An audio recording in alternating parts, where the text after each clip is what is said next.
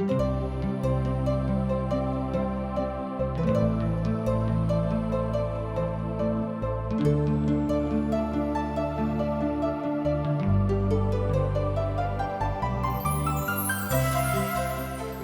कहै छथि कि पापक मजूरी तऽ मृत्यु अछि, मुदा परमेश्वर के वचन हमरा प्रभु यीशु मसीह में अनंत जीवन अछि।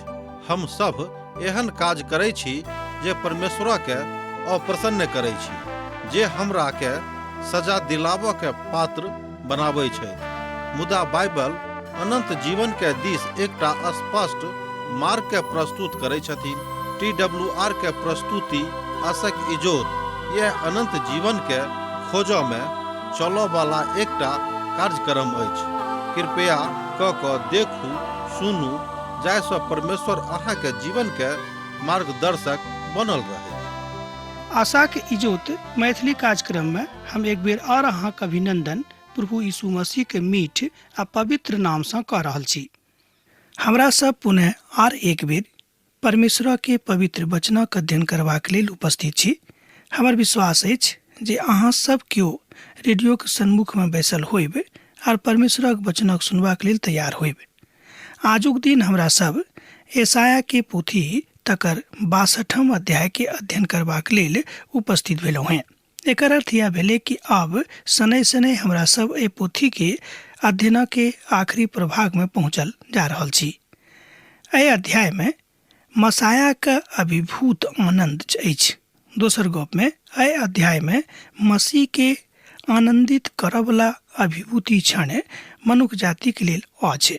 तकरा विषय में एठाम प्रभु के दास यशाया बतौने छथि और अपन मसीह के आनंद से सब विश्वासी अभिभूत रहे के यह हुनक इच्छा सेहो छनि। कियाक त वास्तविक विश्वासी मसीह के दोसर आगमनों के प्रति बड़ आश्वस्त रहैत छथि। ध्यान दियौ, जे सब वास्तविक विश्वासी छथि ओ सब मसीह के आगमनों के प्रति बहुत आश्वस्त रहैत छथिन। आ तहने ओ अपना काल का अपना समय के कष्ट भेलाक बादो अनुभूत नहीं करैत छथि। ओ बुझे छथिन कि जतेक समस्या एहि संसार में अछि ओहि सबटा समस्या का हम ने मुदा परमेश्वर समाधान क देथिन। हम तो खाली समस्या के सन्मुख में ठाढ़ छी। हमरा सब मात्र कारण भ सकलहुँ हैं, मुदा विधा आ समाधान आ सब किछ तो परमेश्वर थिकाहा। जे लोग वास्तविक अर्थ में एहि समस्या का समाधान चाहैत छथि ओ मसीहा के आगमन के प्रति, यीशु के आगमन के प्रति बड़ उत्तेजित रहै छथिन। कियाक त उद्धार आ शांति हुनके दिस छनि आ निदान हुनके हाथ में छनि। आगा प्रभु के दास कहैत छथि, अर्थात यशाया कहैत छथि, जहन ओ धर्मशास्त्र के अध्ययन करबाक लेल छलाह तहन प्रभु के महिमा के ओ देखलथि।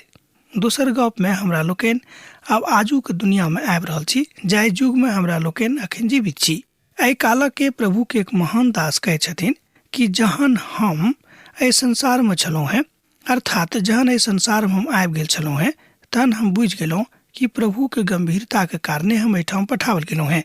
अर्थात मसीह के काज करबाक लेल, यीशु के काज करबाक लेल हमरा एहिठाम पठावल गेल अछि। एहि बातक हमरा लोकनि यशाया के पोथी में बड़ गंभीरता के साथ देखै छी।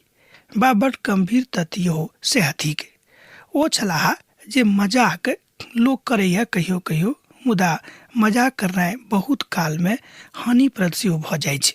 हम मजाक करनाइ बा हंसी मजाक करनाइ के बुरा नहीं मानै छी, मुदा हर बातक एकटा सीमा होइत अछि। एहिठाम ओ अपन अनुभव बता रहल छथि। ओ कहैत छथिन कि हमर एक दोस्त छलाह जिनक मुद्रा बड़ चुपचाप रहवला रहनि। ओ मसीह के दोसर आगमनों के प्रति बड़ गंभीर अवस्था में रहै छलखिन। लोग हुनका पागल बजनाइ शुरू क देने रहे कि देखियो अखन ती जवाने छथि और मसीह के दोसर आगमनों के प्रति बड़ गंभीरता से चिंतन करैत छथि, प्रार्थना करैत छथि। कतेक नीक बात अछि कि जवान लोग सेहो एहि बातक ऊपर विश्वास करैत छथि कि प्रभु अबैया छथिन, ओ बड़ शीघ्र आबि रहल छथि। तैं हमरा सब गोटे के हुनक दोसर आगमनक तैयारी के प्रति सजग रहबाक अछि। ओ कहलनि कि प्रभु के महिमा में, मसीह के ओहि आगमन में हमरा प्रति बड़ आश्वस्त रहबा के आवादित क्षण अछि।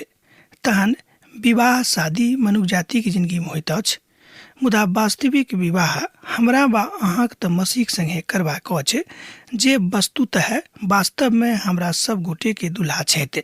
हमरा सब गोटे के मसीह संगे पवित्र विवाह के बंधन में बनबाक अछि, हुनक उद्धार ग्रहण करबाक अछि आ हुनका संगे चलबाक अछि। एहि बातक हमरा लोकनि एहिठाम 62 अध्याय में देखै छी।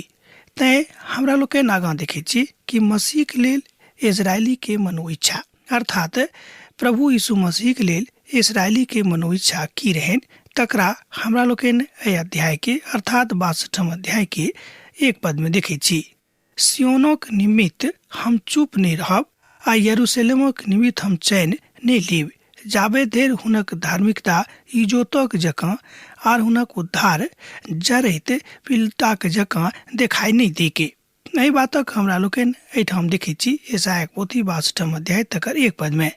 आजुक जेरूशलेम आनंदित और मगन नहीं भ सकै छै, कियाक तऽ हुनक आगमन अर्थात मसाया के आगमन, यीशु का आगमन अखन धरि नहीं भेल अछि।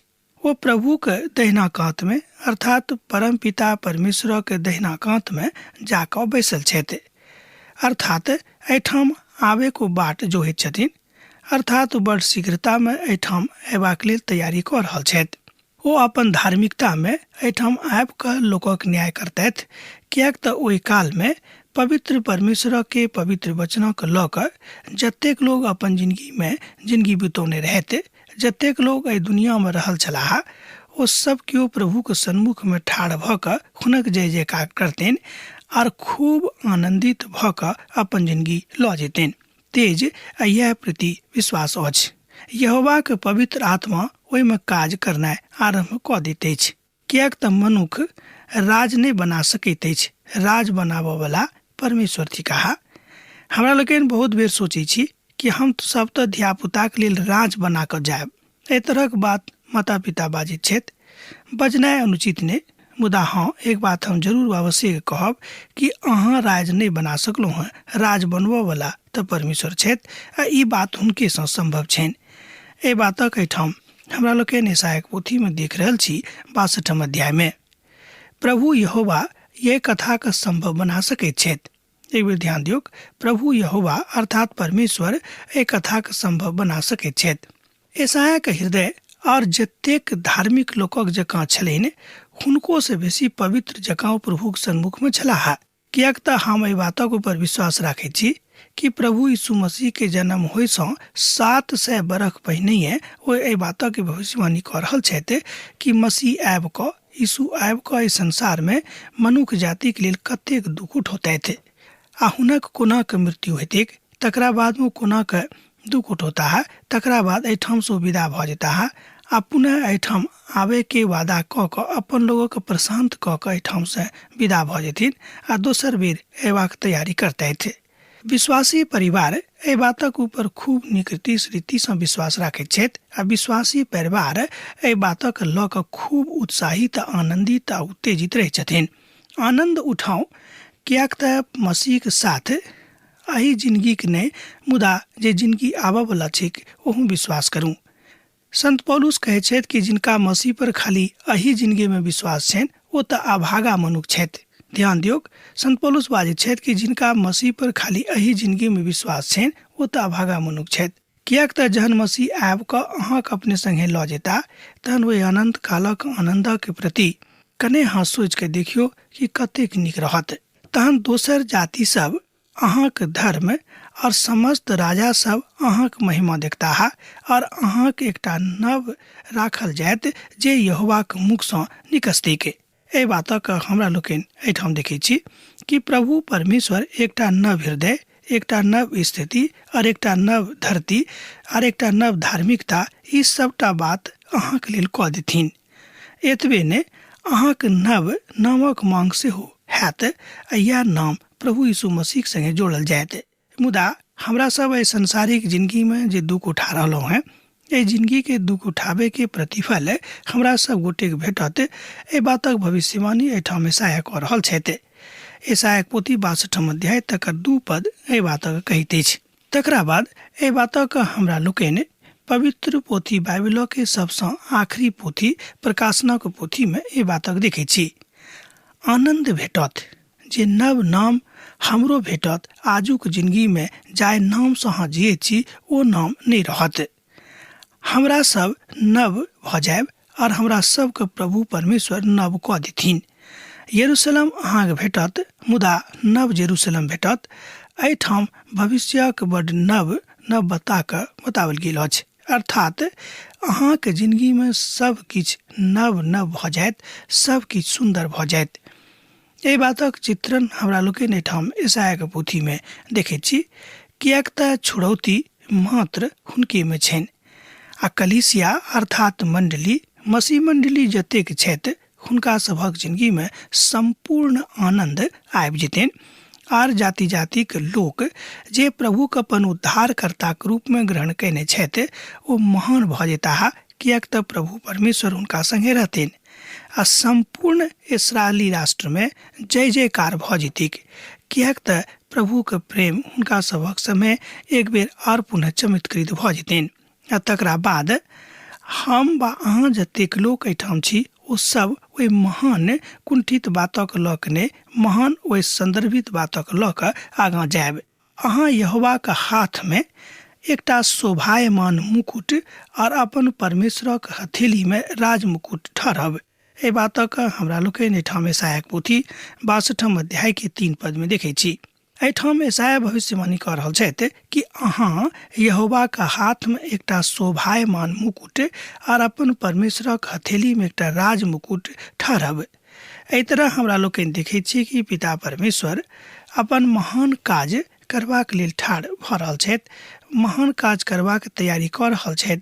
एहि दुआरे प्रभु परमेश्वर बाजि रहल छथिन कि जतेक लोग हुनका ऊपर विश्वास करैत छथि हुनका सबके अपन मसीह के महिमा में जीवित रहबाक छनि। इसराइली ओ सब एकटा नव अवस्था के प्राप्त करऽ जा रहल छथि। एहिठाम इसराइली शब्द विश्वासी लोकक लेल आयल अछि। विश्वासी के अर्थ अहाँ सब तो जानते छी कि विश्वासी हुनका कहल जाइत छनि कि जे केओ अपन जिंदगी में, अपन व्यक्तिगत जिंदगी में प्रभु यीशु मसीह के अपन उद्धार कर्ता के रूप में स्वीकार कऽ लेने छथि, अर्थात हुनक जिंदगी के लेल प्रभु यीशु मसीह सब कुछ छथि, हुनके विश्वासी कहल जाइत अछि।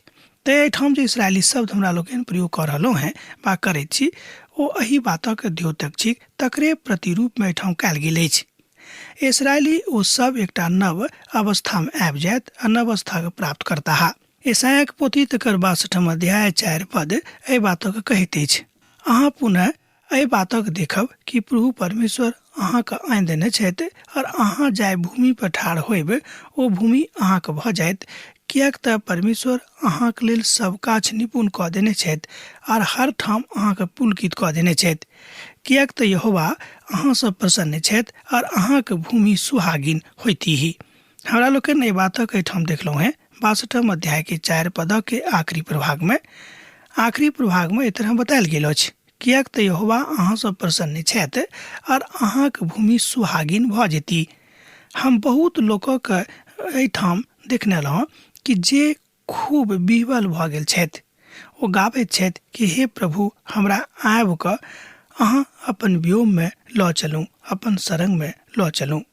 हुनक व्याकुलता में एकटा मिठास छनि, हुनक व्याकुलता में प्रभु यीशु मसीह के आबे के पुनरागमन के इजोत छनि, हुनक व्याकुलता में प्रभु यीशु मसीह के देखबा के दिलासा छनि, हुनक व्याकुलता में हुनक आँखि में प्रभु यीशु मसीह के दोसर आगमनों के प्रति एकटा झनझनाइत झंकार छनि। एहि अनुभूति सँ जतेक विश्वासी लोग एहिठाम जियैत छथि हुनका लेल ई बात खूब सुंदर अछि। यह बातक एहिठाम बिउला के रूप में कयल गेल अछि। एकर अर्थ ई होइत अछि और ई यशायाह के काल में की छल हमरा लोकनि एहि बातक कने आगाँ देखब। एहि बातक हमरा लोकनि अब देखी ओहि काल में अर्थात यशायाह के काल में एहि बातक शिक्षा देवल जाइत रहे के कि इसराइली सब जाय प्रक्षेत्र में रहैत छथिन हुनका सबके अपन प्रक्षेत्र के रक्षा करबाक अछि आ जाय भूमि के हुनका नाम सँ देवल गेल छनि ओहि भूमि के रक्षार्थ हुनका ठाढ़ रहबाक छनि। किएक तऽ प्रभु यीशु मसीह के सूली पर चढ़ावल गेनाइ ओहि काल में नहि भेल छलैक, हुनक काल आबि रहल छलनि, अर्थात ओ सूली पर चढ़ऽ वाला छलाह। हम अखन यशायाह के युग में छी, ओहि युगक गप कऽ रहल छी। जँ अहाँ ओहि भूमि के देवल जायब तहन पायब जे वास्तव में ओ भूमि त्यागल भूमि अछि। संसारक बातसँ तऽ महिमाक आत्मिक बातसँ ई भूमि पर वा भिन्न अगला गेल अछि। मुदा आब एहि बातक हमरा लोकनि कालांतर में देखैत रहै छी। राजक काल में इसराइली सब एहि बातक देखैत छथि और एहि बातक ओ सब कहै छथिन हेप्सिबा, अर्थात ओ सब हेप्सिबा कहत। हेप्सिबा शब्दक अर्थ होइत अछि आनंद सँ भरपूर, आ ओ स्थान बड़ आनंदित प्रदान करय वाला स्थान भऽ जेतै कि जाय स्थान में ओ सब परिवर्तित रूप में रहता। एकर अर्थ यह भेलै कि मसीह के दोसर आगमन के बाद हुनका सभक स्थिति हेप्सिबाक जकाँ भऽ जेतैन, अर्थात ओ आनंदित भऽ जेताह। अखन हमर प्रार्थना सेहो यह अछि, हमर आशा सेहो यह अछि, हमरा सभक अवस्था सेहो यह अछि कि हमरा सब हुनक दोसर आगमन के प्रति सजग भऽ कऽ प्रभु से प्रार्थना करैत रही। जाय अवस्था में अखन हमरा सब छी, ओहि अवस्था में प्रभु अबैया छथि। एहि बातक आशा राखि कऽ नव जेरूसलम में प्रवेश करबाक हेतु हमरा सब गोटे प्रार्थना करबाक अछि। एहि बातक दिस एहिठाम यशायाह लऽ जा रहल छथि और ब्यूला भूमि भऽ जाइत अछि, अर्थात ब्यूला शब्दक अर्थ होइत अछि ब्याहरत, अर्थात दोसर शब्द में राजा रक्षा के हेतु तैयार रहता। अब तो बुझ गेल होबे कि दोसर शब्द में एकर अर्थ यह होइत अछि कि राजा रक्षा के हेतु तैयार रहता। एहिठाम राजा शब्द प्रभु यीशु मसीह के दिस इशारा करैत अछि। अहाँक रक्षार्थ, अहाँक रक्षा के हेतु स्वयं राजा ठाढ़ रहता। हुनक उपस्थिति के अर्थ होइत अछि आनंद, अर्थात राजा के उपस्थिति के अर्थ होइत अछि आनंद।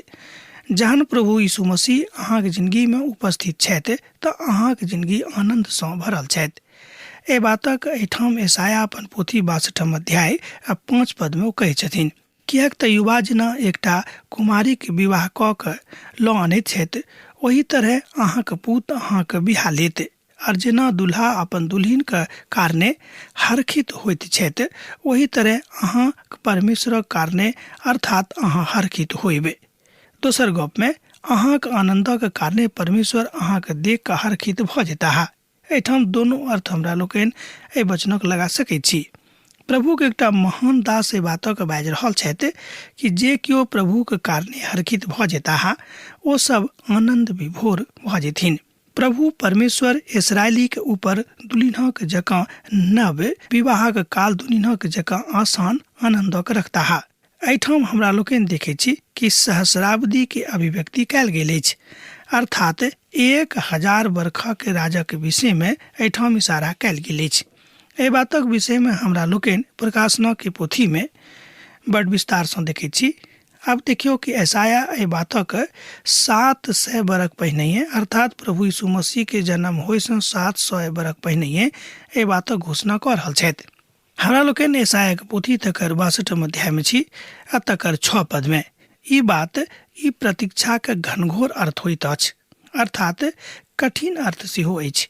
किएक तऽ प्रभु के लेल जँ अहाँ प्रतीक्षा कऽ रहल छी तऽ ई बात कोनो आसान गप नहि थिक।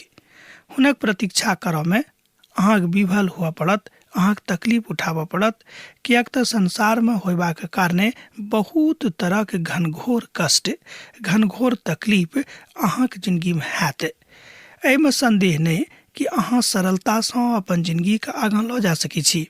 शैतान अहाँक पाछा में अछि, ओ अहाँके शांति के भंग कऽ देत, अहाँक जिंदगी के आनंद के हरि लेत और अहाँके ततेक प्रताड़ित कऽ देत कि अहाँ नव जेरूसलम के बाट जोहनाइ छोड़ि कऽ शैतानक दिस चलि जायब। एहि तरहक बहुत लोग एहि संसार में छथि जे बाट जोहैत जोहैत शैतानक बाट में चलि गेलाह। मुदा शांति के लेल प्रार्थना करू। एहिठाम यशायाह बाजि रहल छथिन कि शांति के लेल प्रार्थना करू। ओ काल आबि रहल अछि जहन ओतऽ पूर्ण शांति आबि जेतैक। एहिठाम हमरा सब इशारा देखैत छी यरूशलेमक दिस ओ बाजि रहल छथिन।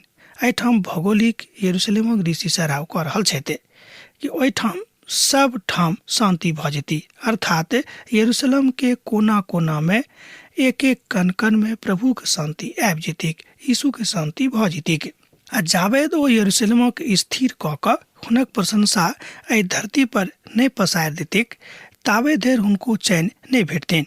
अर्थात वो चैन से ताबे धीर नहीं बैठता है। ए बातक सत्यापन अहाँ कह सकलो हैं ईसाया पोथी 62 अध्याय तकर 7 पद में। ए तरह हमरा लोग देखे छी कि प्रभु ओहि बातक बता रहल छथि जे होबे वाला अछि। प्रभु ओहि बातक एहिठाम दऽ रहल छथि जे हमरा सभक जिंदगी में घटय वाला अछि। प्रभु एहि बातक कहै छथिन ओ एहि धरती पर राज करबाक लेल आबि रहल छथि। हिजकियलक पोथी 21 अध्याय तकर 27 पद एहि बातक देखाबैत अछि। जँ अहाँक लग पवित्र पोथी बाइबिल अछि तहन अहाँ एहि बातक देख सकलहुँ हैं। भविष्यक ओहि दिन घोषणा ओ कयने छथि जे नव ओ आखिरी देवारक घोषणा करैत अछि। अर्थात यरूशलेमक देवार चमाचम भऽ जेतैक, चारू कात प्रभुक इजोत चमकनाइ आरंभ भऽ जेतैक, जेना कि ओहि काल में छलैक। ए बातक अहाँ एहिठाम ईसाया पोथी 62 अध्याय के 11 पद में देख सकैत छी। अर्थात प्रभु परमेश्वरक चमक, प्रभु परमेश्वरक इजोत उद्घोषित भऽ कऽ मनुष्य जाति के जिंदगी में आबि जेतैक। एहि उद्घोषणा में यहोवा के काल आबैत अछि। इस्राएली के उद्धार यहोवा के मुख्य काज छनि। अर्थात सब मनुष्य जाति के उद्धार यहोवा के मुख्य काज छनि। एहि काजक हेतु अपन एकलौता पुत्र प्रभु यीशु मसीह के पठौने रहथि आ ओहिठाम उद्धारक द्वार खोलि कऽ गेलाह आ दोसर बेर अपन लोकक न्याय करबाक लेल हुनका संगे राज करबाक लेल आबि रहल छथि। एहि बातक इशारा होइत एहिठाम हमरा लोकनि ईसाया पोथी 62 अध्याय के 12 पद में देखै छी। आ लोक हुनका पवित्र प्रजा और यहोवा के छोड़ावल बचताह और अहाँक नाम ग्रहण कयल जायत, अर्थात आ नहि त्यागल नगर हैत। एहि तरह हमरा लोकनि देखै छी कि परमेश्वरक नगर त्यागल नहि जेतैक। परमेश्वरक नगर बड खूब नीक भऽ जेतैक आ परमेश्वरक नगरी में सब ठाम शांति शांति भऽ जेतैक। मुदा दिन आबि रहल अछि जहन कथा दोसर दिस घुरि जायत। अर्थात जतेक लोग प्रताड़ित कयल गेलाह मसीह के नाम से ओ सब केओ आनंद मनौतैथ, परमेश्वरक उद्धारक देखतैथ आ परमेश्वरक उद्धारक बुझि कऽ ओहि बातक समझि कऽ एहिठाम एहि रीति सँ ओहि बातक राष्ट्ररहित घोषणा कऽ देथिन। एहि तरह हमरा लोकनि देखै छी कि प्रभु महान छथि, प्रभुक दयालुता महान छनि आ ओ अहाँक संग में छथि, हमरा संग में छथि। अब आजुक अध्ययन हमरा एहिठाम समाप्त करबाक आज्ञा दिअ। अहाँ सँ दोसर कार्यक्रम में पुनः भेंट हैत। जेना अहाँ सब हमरा एहिठाम पाती लिखैत रहैत छी, लिखैत रहब, हमरा बिसरायब नहि। प्रभु यीशु मसीह के नेह अहाँक जिंदगी में सैद घड़ी बनल रहेक। आमीन। हमर विश्वास अछि कि ई कार्यक्रम अहाँ के लेल लाभदायक सिद्ध अछि। हम चाहै छी कि अहाँ अपन आशीषक के हमरा संग साझा करू। जँ अहाँ के नजीक बाइबल सँ आ जीवन सँ संबंधित कोनो प्रकार के प्रश्न भऽ सकै अछि तऽ अपन समस्या के लेल प्रार्थना करबा के लेल जँ चाहै छी तऽ हमरा फोन नंबर पर जरूर संपर्क कऽ सकै छी। परमेश्वर अहाँ सब के लेल एकटा सुंदर, सुखद, आनंदित दिन प्रदान करै।